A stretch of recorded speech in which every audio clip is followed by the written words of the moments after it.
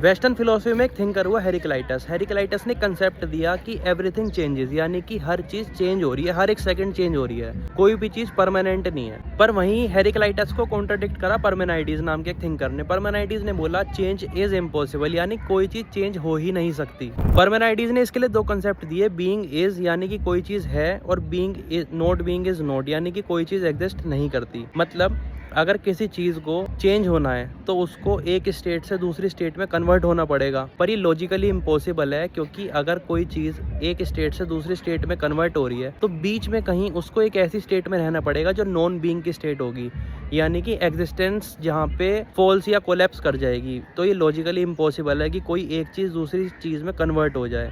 Example से समझो, जैसे ट्री है, पार्मेनाइडीज ने बोला कभी तो ये बीज रहा होगा, यानी इसका सीड भी होगा।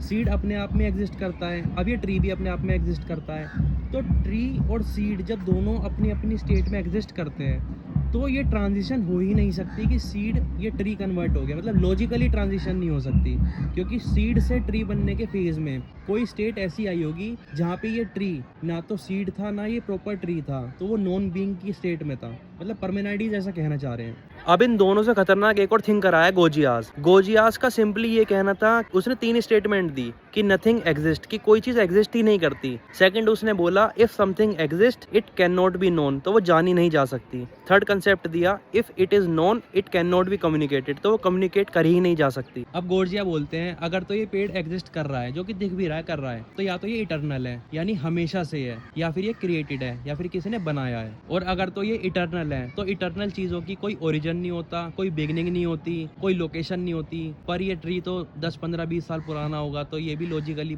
थोड़ा इम्पॉसिबल हो गया। और अगर ये क्रिएटेड है, किसी ने बनाया है, तो या तो ये बीज से बना है, सीड से बना है, या फिर किसी ने क्रिएट करा है। और अगर ये नॉन बीइंग की स्टेट से बना है तो ये भी लॉजिकली इम्पॉसिबल है कि नहीं से कोई चीज कैसे बन सकती है। सेकंड क्लेम पार्मेनाइडीज का ये था कि अगर कोई चीज एग्जिस्ट कर रही है तो it can not be known, वो जानी नहीं जा सकती। यानी कि हम किसी चीज को अगर देखते हैं तो और हमें ये फीलिंग आती है कि हम इसके बारे में जानते हैं, तो वो कुछ नहीं है, बस सिर्फ हमारे एक्सपीरियंसेस है, हमारे सेंसेस हैं और कुछ नहीं है। जैसे कांट और स्केप्टिसिज्म नाम की फिलोसफी भी यही बोलती है कि हम किसी चीज को एब्सोल्यूट सेंस में नहीं जान सकते। और लास्टली पार्मेनाइडीज ने बोला अगर कोई चीज़ हम समझ भी गए तो हम उसे एक्सप्रेस नहीं कर पाएंगे, कम्युनिकेट नहीं कर पाएंगे लैंग्वेज के थ्रू, क्योंकि लैंग्वेज भी वर्ड से, सिंबल से, इनसे ही बनती है, तो हम इनको एक्सप्रेस नहीं कर सकते। जैसे वर्ड फायर है, तो फायर अपने आप में कोई फायर तो नहीं है एब्सोल्यूट सेंस में। इसलिए पार्मेनाइडीज ने बोला कि हम कुछ अगर जान भी गए तो हम उसे एक्सप्रेस ही नहीं कर सकते, और एक्सप्रेस कर भी देंगे और सामने वाला समझ भी जाएगा तो वो भी अपने एक्सपीरियंस से समझ रहा होगा, जितना उसका एक्सपीरियंस होगा उतना ही वो समझेगा।